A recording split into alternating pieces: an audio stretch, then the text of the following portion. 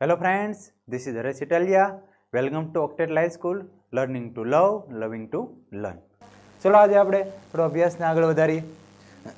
થોડા દિવસોથી આપણે લેક્ચર 1 to 4 સુધીમાં આપણે જોયું કે વિદ્યુત ભાર એટલે શું, વિદ્યુત ભારથી એક બળ ઉદ્ભવે છે એનો અભ્યાસ કર્યો. આગળ ધીમે ધીમે કુલમના નિયમ પરથી ઘણા બધા વિદ્યુત ભારો હોય ત્યારે શું થાય છે એનો અભ્યાસ કરવા જઈ રહ્યા છીએ. ચલો તો આપણે આગળ વધીએ. આપણો ટોપિક છે આજનો સંપાતપણાનો સિદ્ધાંત. રેડી? શબ્દ જ કંઈક એવું કહે છે, સંપાત થવું, સંપાતપણાનો સિદ્ધાંત, પ્રિન્સિપલ છે. ઓકે, અને એવું પણ કહેવાય સુપરપોઝિશન, એકબીજા પર ઇમ્પોઝ થાય છે એવું, સુપર ઇમ્પોઝ. રેડી?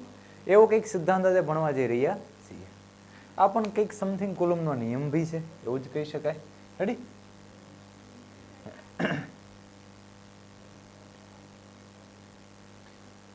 શું નિયમ છે? શબ્દ છે, જોઈ લઈએ અને એને સમજીએ. કોઈ પણ વિદ્યુત ભાર પર ઘણા બધા વિદ્યુત ભારોને લીધે લાગતું કુલ કુલમ બળ દરેક વિદ્યુત ભાર વડે લાગતા સ્વતંત્ર કુલમ બળના સદિશ સરવાળા જેટલું હોય છે. નવા નવા શબ્દ આવે છે, પહેલા કહી દઉં તમને. પહેલા તો આવશે સ્વતંત્ર કુલમ બળ, એટલે ઇન્ડિવિજ્યુઅલ. તમે માની લો એક વિદ્યુત ભાર અહીંયા છે, સપોઝ ક્યુ, એક વિદ્યુત ભાર અહીંયા છે ક્યુ. આ બે વચ્ચે કેટલું બળ લાગે છે એ ગણવું હોય, બે વચ્ચેનું અંતર નક્કી કેટલો, ધારો કે આર છે, તો કુલમનો નિયમ સિમ્પલ હશે, એફ ઇઝ ઇક્વલ ટુ કે Q1 Q2 by R square. આ રીતે ગણો છો. ડન. ચલો, આ તો નિયમ છે આપણી પાસે. રેડી? ધારો કે અહીંયા એક કોઈ બીજો વિદ્યુત ભાર છે, હજી એક, આને 1 કહી દઉં, આને 1 કહું, ચલો આને 2 કહું, આને 3 કહું. તો હવે કેવું થશે કે આ Q1 છે એ Q2 પર બળ લગાડે, Q2 Q1 પર બળ લગાડે, હાલો 1 2 અથવા 2 1, કાંઈ વાંધો નહીં. પણ આનું શું? What about Q3? આ Q1 Q3 પર પણ બળ લગાડશે અને Q1 Q2 પર પણ બળ લગાડે છે, અને એ જ રીતે Q3 Q2 પર અને Q2 Q3 પર પણ બળ લગાડે છે. તો અહીંયા ઘણા બધા બળો થઈ ગયા. તો અહીંયા કુલમનો નિયમ એકલો કામ આવશે નહીં. એના માટે થોડુંક એડવાન્સ લેવલ પર જવું પડશે. કન્ડિશન શું? આ નિયમ શું કહે છે જે હવે ભણવા જઈ રહ્યા છે, સંપાતપણાનો સિદ્ધાંત. જ્યારે તમે કોઈ પણ બે વિદ્યુત ભારની પેર ધ્યાનમાં લેતા હો ત્યારે એવું સમજો કે ત્રીજો વિદ્યુત ભાર છે જ નહીં. જ્યારે તમે કોઈ બે પેર પસંદ કરો બે વિદ્યુત ભારની, ત્યારે એવું સમજો કે ત્રીજો વિદ્યુત ભાર થોડીક વાર નથી.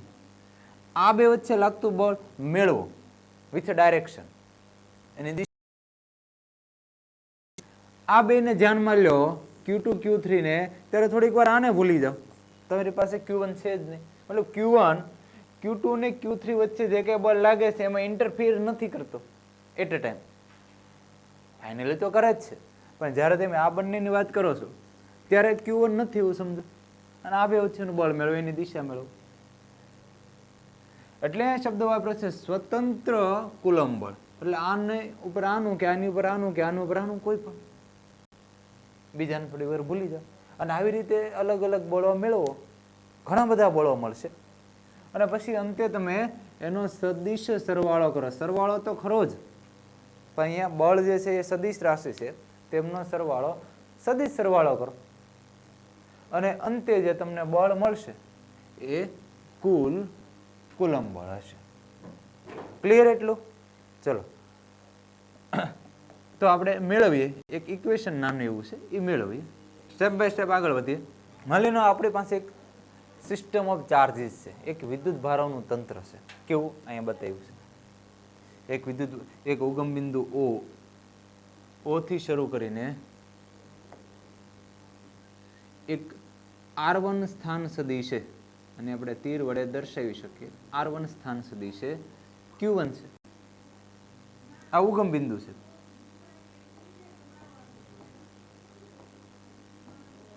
ત્યાંથી R2 સ્થાન સદિશે Q2 છે. R3 સ્થાન સદિશે Q3 રહેલો છે. આ રીતે વિદ્યુત ભારો રહેલા છે. કોઈ એક પર લાગતું બળ મેળવીએ. ફોર એક્ઝામ્પલ Q1 પર લાગતું બળ મેળવવું છે. Q1 કોના લીધે? તો બાકીના આ Q2 ને Q3 ના લીધે. તમે એમ પણ કહી શકો કે Q2 પર Q1 ને Q3 ના લીધે મેળવવું છે, એ પણ મળે. હોમવર્કમાં આપીશ તમને. Q3 પર Q1 ને Q2 ના લીધે એ પણ મળે. કોઈ બી વસ્તુ મળશે. પણ અત્યારનું આપણું જે એમ છે એ શું? તો કે Q1 પર લાગતું બળ કોના લીધે? Q2 અને Q3 ના લીધે. સંપતપણાનો સિદ્ધાંત એવું કહે છે કે Q1 પર કોઈ એકને લીધે પેલા મેળવો, મળી જાય. બીજાને લીધે મેળવો, મળી જાય. બે હોય તો બે બળ મળશે, એ બેનો સદિશ સરવાળો કરી નાખો. કમ્પ્લીટ. રેડી? ચલો એ રીતે આપણે આગળ વધીએ. પહેલા આપણે વાત કરીએ Q1 પર Q2 ના લીધે લાગતું બળ. અહીંયા બળ કો મીન્સ કુલમ બળ જ છે અથવા વિદ્યુત બળ જ છે. રેડી? F કોના પર લાગે છે? Q1 પર. કોના લીધે? 2 ના લીધે. સદિશ રાશિ એટલે ઉપર તીર મૂકીએ. રેડી? 1 પર 2 વડે લાગતું બળ. તો તમને ખબર હશે કાંઈ ન હોય તો બે ધન વિદ્યુત ભારો હોય અને ધન વિદ્યુત ભારો એકબીજાને અપા કરશે એટલે આ વિદ્યુત ભારાને દૂર ધકેલે એટલે આ દિશામાં. એ દિશાને દર્શાવવા માટે મારે એક એકમ સદિશ જોઈશે. એટલે હું એમ કહી દઉં કે જે આ R12 છે અહીંયા દેખાય છે R12, બરાબર? એ એકમ સદિશ છે. અને તમારે R12 ધારો કે કેવું હોય આ R12, તો તમને ખબર જ છે કઈ રીતે લખો છો. આની પહેલાનો લેક્ચર યાદ કરજો. કુલમનો નિયમ સદિશ સ્વરૂપે તમે શું કરો છો? R1 માઇનસ R12 બરાબર R1 માઇનસ R2. કઈ રીતે આવે છે એ તમને ખબર છે? સદિશોની રીત છે, ત્રિકોણની રીત. અહીંથી R2 R12 is equal to R1. અહીંથી લખો R2 હેડ ટુ ટેલ ગોઠવો R12 is equal to R1. તો R12 બરાબર R1 માઇનસ R2. ખરી? એ જ રીતે કદાચ તમારે અહીંયા R13 જોઈતું હોય પછી લખીએ આપણે, તો એને એ જ રીતે આપણે લખીશું. ખરી? અને આ દિશા છે એ R12 ના એકમ સદિશની દિશા. જો અહીંયા એકમ સદિશ લખ્યું આ દિશા. તો F12 પેલા કેટલું મૂલ્ય છે? કુલમના નિયમ પ્રમાણે કે વિદ્યુતભાર Q1 વિદ્યુતભાર Q2 એના છેદમાં બે વચ્ચેનું અંતર કેટલું છે? R12 એનો સ્ક્વેર. પછી R12 કઈ દિશામાં? એકમ સદિશની. એટલે કે F12 ઇઝ ઇક્વલ ટુ કે Q1 Q2 by R12 square. R12 આ દિશા મળી ગઈ, આ મૂલ્ય મળી ગયું. ઓકે? સમીકરણ 1 કહી દઈએ. હજી એકવાર બળ ગણ્યું. Q3 ને ઘડીક ભૂલી ગયા હતા. હવે Q2 ને થોડી વાર ભૂલી જાઓ અને Q3 ના લીધે Q1 પર લાગતું બળ. Q3 પણ પ્લસ, Q1 પણ પ્લસ, એટલે આ કંઈક દિશામાં હશે. એને કહી દો F13. F1 પર લાગે છે એટલે 3 વડે આમ. આ પણ સિમ્પલ કે Q1 Q કોના લીધે? 3 ના લીધે બાય R13 કહી દઈએ સ્ક્વેર. જો R13 કઈ રીતે? આ એકમ સદિશ આ દિશામાં. R13 કઈ રીતે? R3 plus R13 is equal to R1. તો R13 અહીંયા લખવું હોય ધારો કે તો R1 માઇનસ R3 આમ લખાશે. રેડી? લખવું હોય તો. બાકી તો આ ડિસ્ટન્સ તો R13 ખબર હશે, R13 એનો સ્ક્વેર. અને દિશા તો કે R13 ના એકમ સદિશની દિશા આ મૂલ્ય.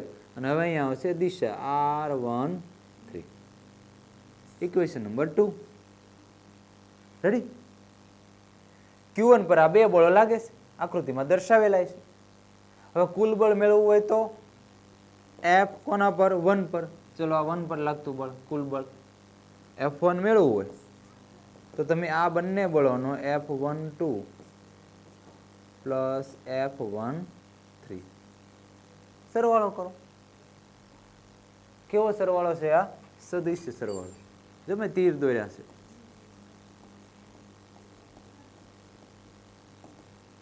રેડી? ઓકે? અહીંયા થોડુંક જોઈ લઈએ. જો F12 F13 તમને યાદ હશે કઈ રીત? સદિશોના સરવાળા માટેની સમાંતર બાજુ ચતુષ્કોણ. કઈ રીતે? તો કે F12 ને સમાંતર અહીંથી દોરો, F13 ને સમાંતર અહીંથી દોરો, જ્યાં બંને ક્રોસ થાય ત્યાં જોડી દો અને એ પરિણામી બળ F1 ત્યાં દેખાય જ છે. સદિશોનો આપણે ભરપૂર ઉપયોગ કરીએ છીએ અહીંયા, કારણ કે બળ સદિશ રાશિ છે. આ બંને અહીંયા એડ કરી દઈએ. ધારો કે આ તો 3 હતા, આ તંત્રમાં 3 વિદ્યુત ભારો હતા. ધારો કે અહીંયા Q4 છે, ચલો Q4 એનો સ્થાન સદિશ છે, માની લો R4. આના લીધે આના પર બળ લાગતું છે યસ આ દિશામાં, તો હવે એને ઉમેરો અને પાછું પરિણામી મેળવો, આનું ને આ બેયનું પરિણામી સદિશ મેળવો. ધારો કે હજી અહીંયા કંઈક હશે Q5 અને સ્થાન સદિશ R5, તો આના પર હજી આ દિશામાં બળ લાગતું હશે, તો એને આને ઉમેરો. ઉમેરતા જાઓ જેટલા લાગતા હોય એટલે. આપણે જો કે 3નું જ ભણવાનું છે, વધારે હોય તો એને આપણે કઈ રીતે ઇક્વેશન લાવવું મેળવી લઈએ, ફાઇનલ ઇક્વેશન. રેડી? આકૃતિ બહુ ખરાબ કરી નાખી નહીં, આ બધું કાઢી નાખી. ઓકે, F1 તમને દેખાય જે આપણે મેળવ્યું છે. ઓકે, કઈ રીતે સમજ્યા આપણે? સમાંતર બાજુ ચતુષ્કોણની રીતે. 3 હોય તો જો અહીંયા આગળ લખું, Q4 હોય તો અહીંયા આગળ લખું છું F13 પ્લસ F14 પ્લસ હજી વિદ્યુત ભાર Q5 હોય તો F15, એને આ રીતે લખતું જ જવાય.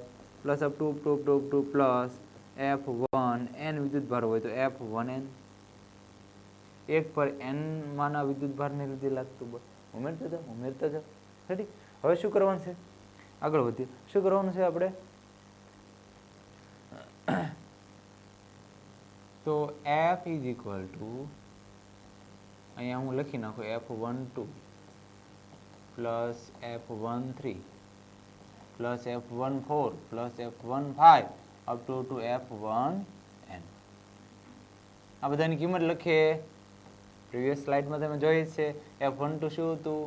કે Q1 Q2 by R12 square R12 એકમ સદિશ.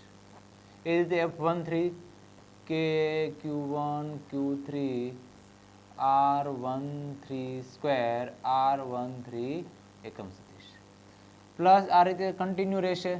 પ્લસ n માં નંબરનો વિદ્યુત ભાર છે Qn, એના લીધે લાગતું બળ F ઇઝ ઇક્વલ ટુ કે Q1 પર Qn નંબરના વિદ્યુત ભારને લીધે છેદમાં 1n સ્ક્વેર R1n. રેડી? આ બધામાંથી કોમન નીકળે છે. શું કોમન નીકળે છે? કે Q1 એના છેદમાં કઈ નહીં. ઓકે, ચલો અહીં વધ્યું Q2 એના છેદમાં R12 સ્ક્વેર R12 પ્લસ અહીં વધશે Q3 R13 square R13 plus up to plus કે Q1 નીકળી ગયું Qn R1n સ્ક્વેર R1n. કંઈ નથી કર્યું આપણે, ખાલી કોમન હતું એ બહાર લઈ લીધું. હવે તમને જો દેખાય છે એક વસ્તુ નોંધ કરવા જેવી છે. તો R12 R13 આ પછી આવે R14 R15 R1n. તો જો અહીં જે 2 થી શરૂ કરીને 3 4 5 6 અપ ટુ n. ઉપર ही જો 2 છે તો અહીંયા Q2, 3 છે તો અહીંયા Q3, 4 છે તો Q4, 5 છે તો Q5, n છે તો Qn. અને અહીંયા જો 2, 3 છે તો 3, n છે તો n. હા, એક મિનિટ, એક કરેક્શન કરશો. શું સર આ બહાર ક્યાં લખ્યું તમે? હા, રેડી? ઓકે, n છે તો n. તો એક કામ કરીએ, અવડું મોટું ઇક્વેશન લખું એના કરતાં ટૂંકમાં લખી દઈએ. કઈ રીતે? કે Q1 hello age it is. પછી આ એક સરવાળો જ છે પ્લસ પ્લસ. તો આપણે એક કામ કરીએ, સરવાળાને આપણે સિગ્માના સ્વરૂપમાં લખીએ છીએ. લખી નાખીએ સિગ્મા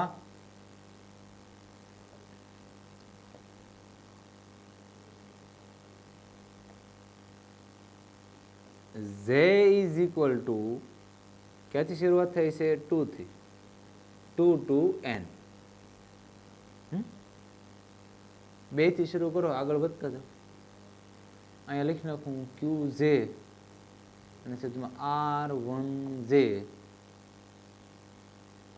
R1J સ્ક્વેર R1J એકમ સદિશ. લો પૂરું. અને કઈ રીતે સમજવાનું?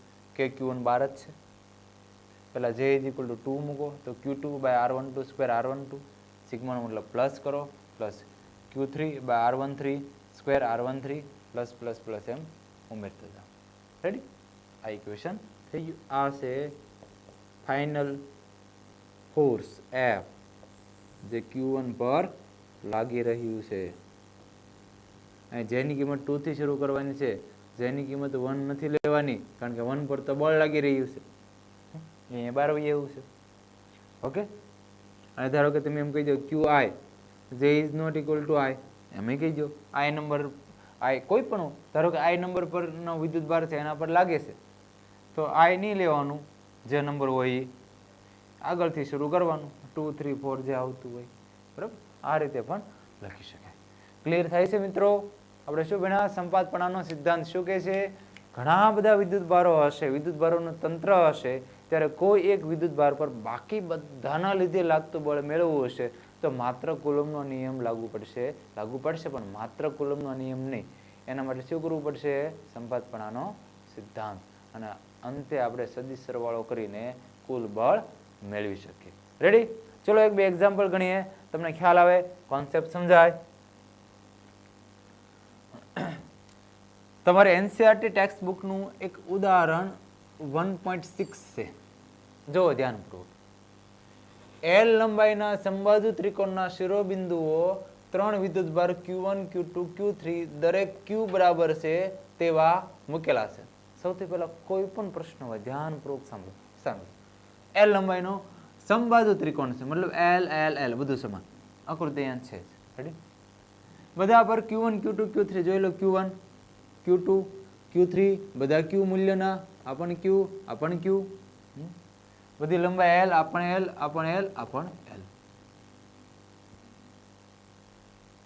આકૃતિમાં દર્શાવ્યા મુજબ ત્રિકોણના મધ્ય કેન્દ્ર સેન્ટર કઈ રીતે મળશે? અહીંયાથી લંબ દોરો, અહીંયાથી લંબ દોરો, અહીંયાથી લંબ દોરો, જ્યાં મળે એ ત્રિકોણનું સેન્ટર મધ્ય કેન્દ્ર. એના પર કેપિટલ Q મૂક્યો છે. એ Q ના જેવા જ ચિહ્ન, એટલે આ બધા ધન જ લઈ લો. આ પણ ધન આ પણ ધન આ પણ ધન આ પણ ધન. એના પર લાગતું કુલ બળ કેટલું હશે? જો અહીંયા એક વિદ્યુત ભાર પર બાકીના 3 લગાડે એટલે કયો નિયમ વાપરશું? સંપાતપણાનો સિદ્ધાંત. ચલો જોઈએ કઈ રીતે ગણીએ. ઇરેઝ કરી દઈએ. Clear and cut, neat and clean આપણે આકૃતિ. ઓકે. ચલો સૌથી પહેલા સમબાજુ ત્રિકોણ થોડુંક જાણી તો લઈએ. હે, ખ્યાલ છે બધાને? સમબાજુ ત્રિકોણ કોને કહેવાય? સમજો. અહીંયા એ પરથી બીસી બાજુ પર એક લંબ દોરીએ. લંબ એટલે અહીંયા ખૂણો 90 ડિગ્રી થાય, અહીંયા પણ 90 ડિગ્રી થાય.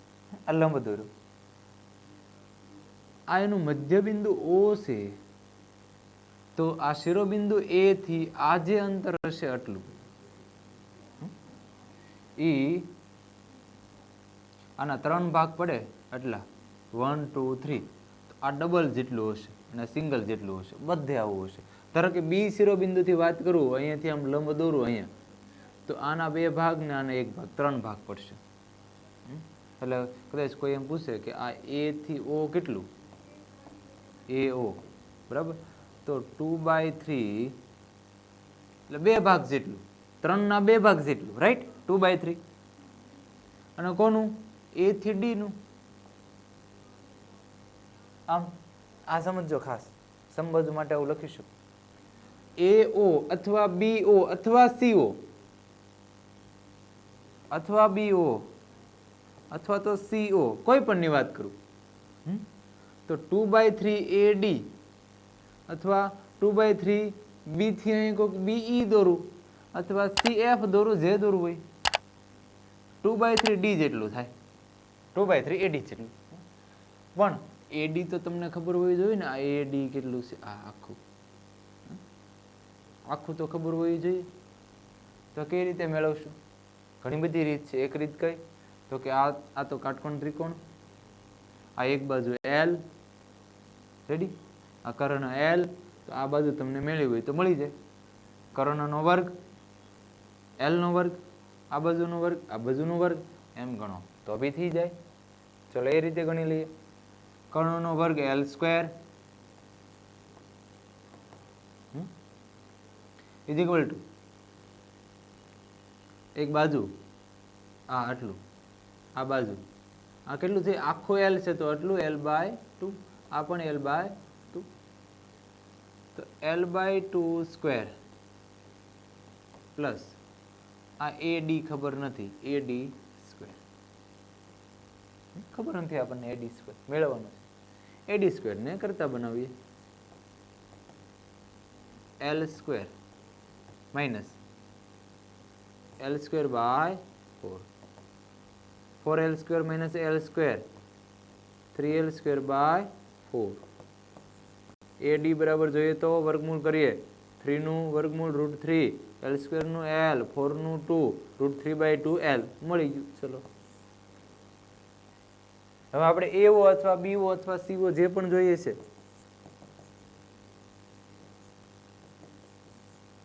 રેડી, જે પણ જોઈએ છે તો શું કરશું? 2/3 અને AD, AD એટલે √3/2L,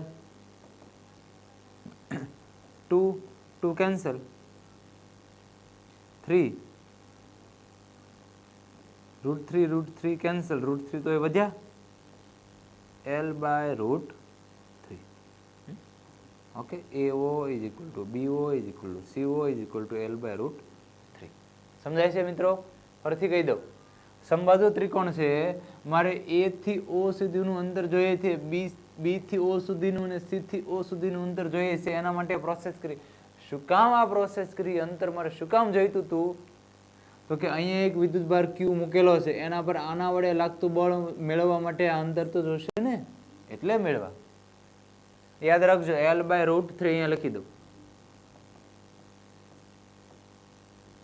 ઓકે, મીટરમાં હોય તો મીટરમાં જે એકમ છે. ક્લિયર? હવે આપણે ગણીએ, બાકીનું બધું કાઢી નાખીએ. આ ક્લિયર છે બધાને? તો હોય તો સ્ક્રીનશોટ લઈ લો અથવા પોઝ કરી લો, વિડીયોને પોઝ કરી શકો તમે અને લખી લેજો. આગળ વધીએ. બસ હવે તો બળ મેળવવાનું છે. ડિસ્ટન્સ તમને મળી ગયું, કેટલું છે?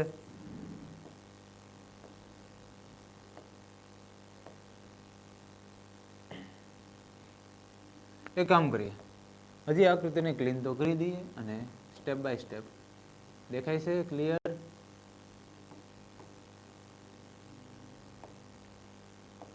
આપણે અહીં જે Q દેખાય છે, આ Q, એના પર A1 પર રહેલો Q1 છે, ઇઝ ઇક્વલ ટુ Q જ છે, એને લીધે લાગતું બળ મેળવીએ અને એને નામ આપી દે F1.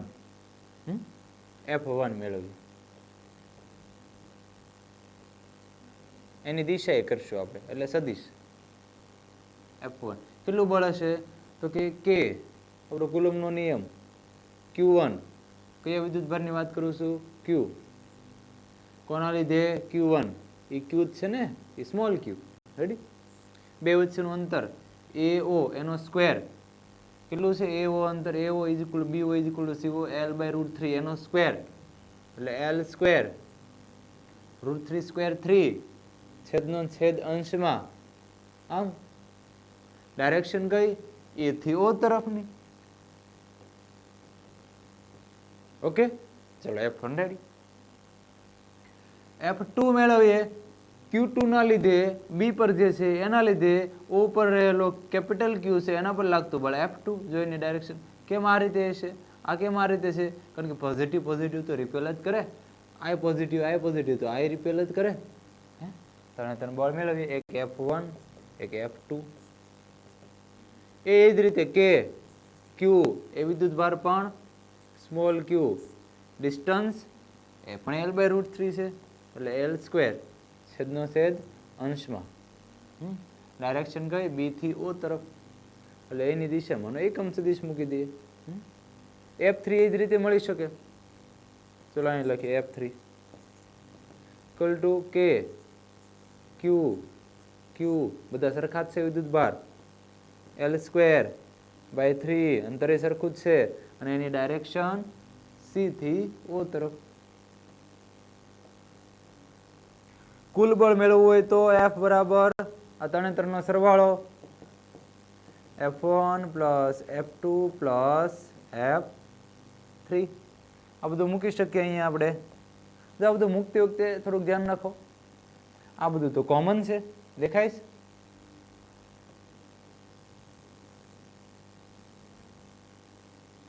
આ બધું તો કોમન છે, તો કોમન લઈ લઈએ. 3kq small Q by L². શું વધશે બાકીનું? તો AO plus BO plus CO. આ બધા યુનિટ વેક્ટર છે. રેડી.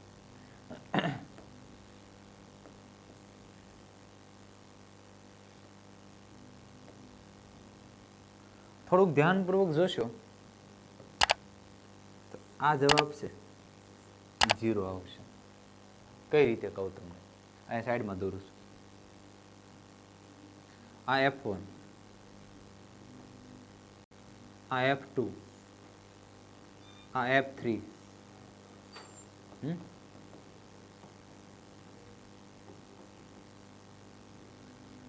તો કોઈ પૂછે આ ખૂણું કેટલું?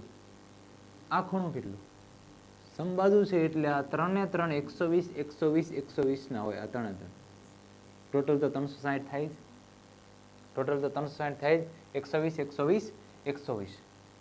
તો આ ત્રણેય બળનો તમે સદિશ સરવાળો કરવા જાઓ તો 0 થઈ જાય. અથવા એમ એનો ખ્યાલ આવે તો એ રીતે સમજો. પહેલા F1 દોરો, ત્યાંથી F2 દોરો, ત્યાંથી F3 દોરો. ત્રણે અહીંયા મીટ થાય છે? યસ. તો એનો મતલબ કે આ પરિણામી 0. તો આ આખું ટર્મ 0 થઈ જાય છે. એની સાથે કોઈ બી વસ્તુ ગુણાય 0. એનો મતલબ કે F જે પરિણામી બળ છે એ 0. આવું એટલા માટે થાય છે, હજી કહી દઉં, અહીં તમને સ્પેશિયલી સમબાજુ ત્રિકોણ આપ્યો છે એટલે, નહીતર ન થાય. રેડી? ક્લિયર થાય છે? અહીંયા આપણે કોલમનો નિયમ વાપરીને અંતે બધા બળો મેળવ્યા, અને એ કોના નિયમની મદદથી? સંપાતપણાના સિદ્ધાંતથી. ચલો હજી એક એક્ઝામ્પલ જોઈ લઈએ. રેડી? તો તમને ખ્યાલ આવે. ઉદાહરણ 1.7 છે તમારે NCERT નું. મેં પહેલા જ કીધું એમ રકમને ધ્યાનપૂર્વક જોવાની, એને લગતી આકૃતિ દોરવાની, અને પછી ધીમે ધીમે આગળ વધીએ. આકૃતિમાં દર્શાવ્યા મુજબ આકૃતિ આપીશ. ક્યુ કાંઈ ન હોય તો પ્લસ ક્યુ અને માઇનસ ક્યુ વિદ્યુત ભારોને અહીંયા પણ સમબાજુ ત્રિકોણ છે, ગોઠવી દીધા છે,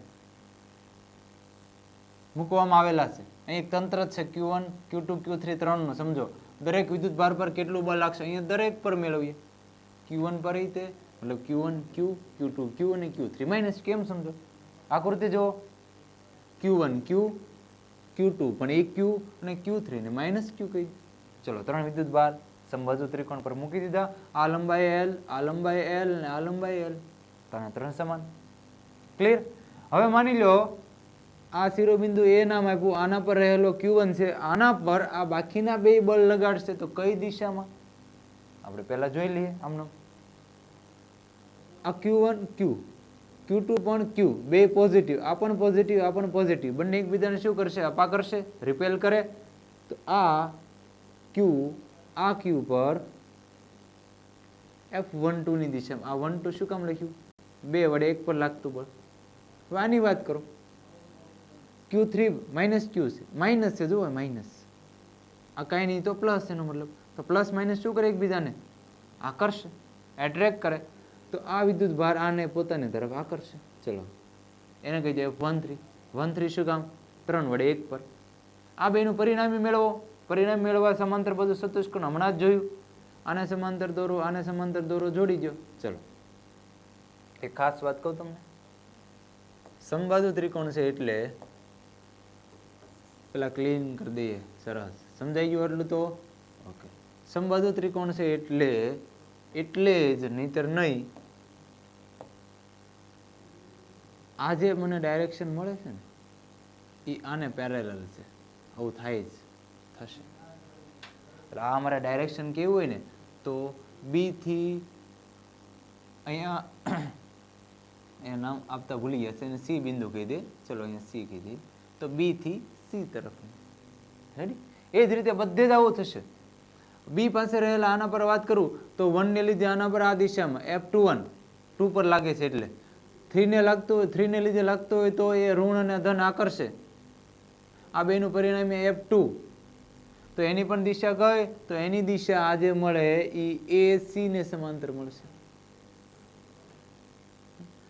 અહીંયા થોડુંક અલગ છે, ત્યાં આવીએ એટલે સમજાવું. બાકી તો બધું ઈજી જ છે. ઓકે ચલો ગુડ.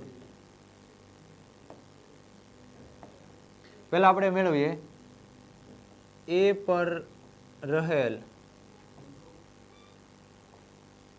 Q1 પર લાગતું બળ.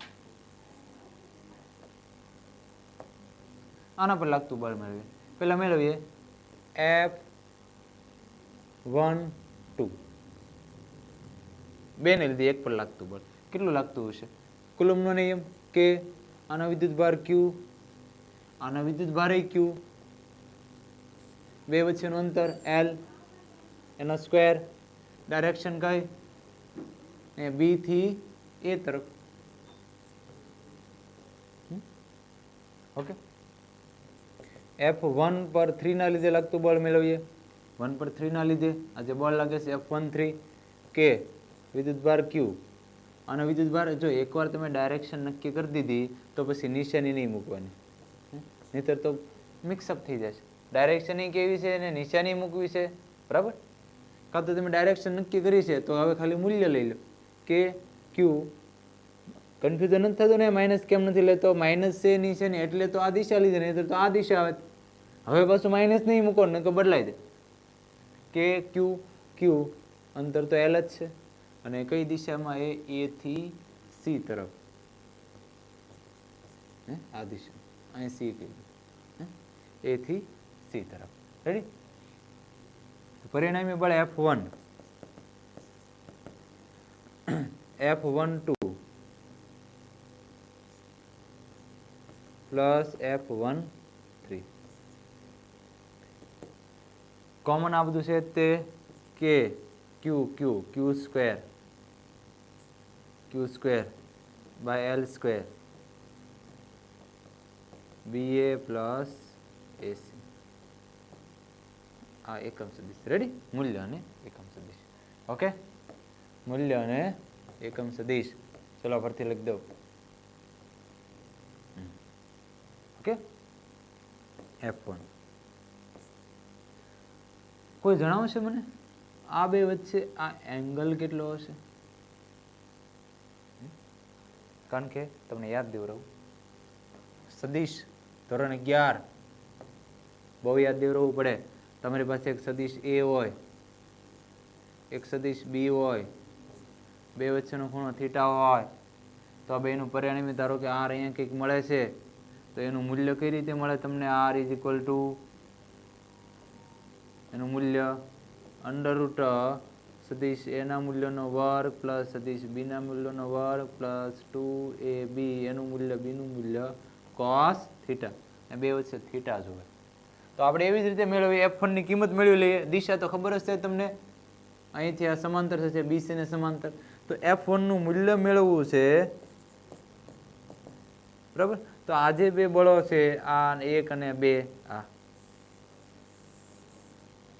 આ સરવાળો જ કરો ને આપણે. અહીંયા આ જે બે છે એને આ રીતે આપણે ગણીએ. અંડર રૂટ પહેલા સદિશનો વર્ગ, પહેલા સદિશનું મૂલ્ય એટલું જ છે. જો એટલું જ છે. માની લો આને હું એફ કહી દો. ચલો, તો આ પણ એફ જ થયું. તો પહેલા સદિશ એનું મૂલ્ય એફ સ્ક્વેર, બીજો સદિશ એનું મૂલ્ય F square plus 2f1 f2. નવીન જ લાગતું ના, ભણી ગયા તમે ધોરણ 11 વેક્ટર્સમાં. ઓકે, તો f1 f2 cos થીટા મેં સવાલ હતો મારો, થીટા કેટલો હશે? અહીંયા પણ આ ખૂણો કેટલો બનશે? 120. ભૂમિતિ છે યાર, 120 જ બને. રેડી? કેમ?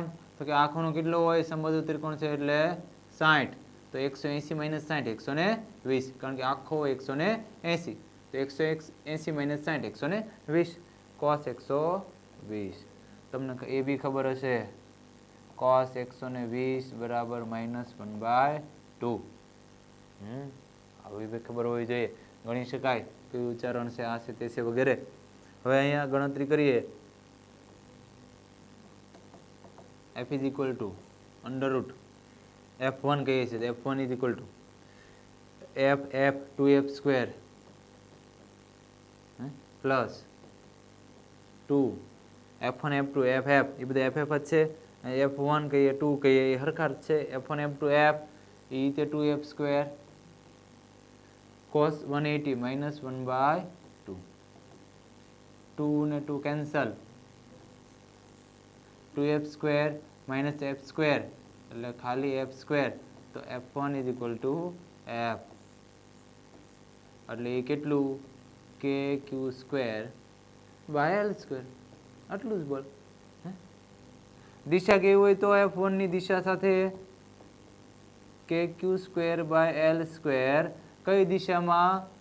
b થી c તરફ. રેડી? ચલો લો, ready, done. kq square by l square b થી c તરફની દિશા. એવી જ રીતે હવે તમને અહીંયા q2 નું કીધું હોય તો સેમ મેથડ. f21 મેળવો, f23 મેળવો, બેનો સરવાળો કરો. અહીંયા બે વચ્ચેનો ખૂણો 180. આ જ જવાબ આવશે ડેફિનેટલી, કારણ કે પોઝિશન બધી એ જ છે. અહીંયા છે એમ અહીંયા છે, અહીંયા આ દિશામાં આવશે. અહીંયા a થી c તરફની દિશા, માત્ર અહીંયા a થી c તરફ આવશે. અલગ ક્યાં પડે છે? અહીંયા. કારણ કે અહીંયા જો આ માઇનસ આ પ્લસ તો એકબીજાને આકર્ષે આ દિશામાં, આ માઇનસ આ પ્લસ તો આના લીધે આના તરફ આકર્ષે એવી દિશામાં. તો આ બે એક જ દિશા થઈ. રેડી? બળ તો સમાન જ થવાના છે. એફ બધે એફ તો એટલું જ આવવાનું છે, પણ અહીંયા ખૂણો બદલાઈ જશે. કેટલો ખૂણો છે? આ બધા 60 હોય, આ ખૂણો 60. તો આને એકવાર ગણી લઈએ. ધ્યાન આપજો ખાસ. એના માટે પણ એફ, ધારો કે એને કહી દે f3 equal to under route. આને લીધે લાગતું બળ, આને લીધે લાગતું બળ તો સમાન જ છે. એ કેટલું છે આપણે અહીંયા નક્કી કર્યું હતું હમણાં, અહીંયા લખી દો. f ઇઝ ઇક્વલ ટુ, એ બધા માટે સમાન જ છે કે બધા વિદ્યુત ભારો સમાન જ છે. q સ્ક્વેર, બધા અંતર l છે, સંબાજુ જ છે, l સ્ક્વેર. આ એનું મૂલ્ય છે. ડાયરેક્શન બધાને અલગ અલગ છે, તો એ લખતા જઈએ. f ઇઝ ઇક્વલ ટુ પહેલું બળ f સ્ક્વેર, બીજાનું બળ f square plus 2f1 f f2 f cos theta. કેટલો ખૂણો આ બને છે? આ 60 ડિગ્રી. ચલો, f square 2f square plus 2f square f square cos 60 cos 60 ખબર છે? cos 60 1/2.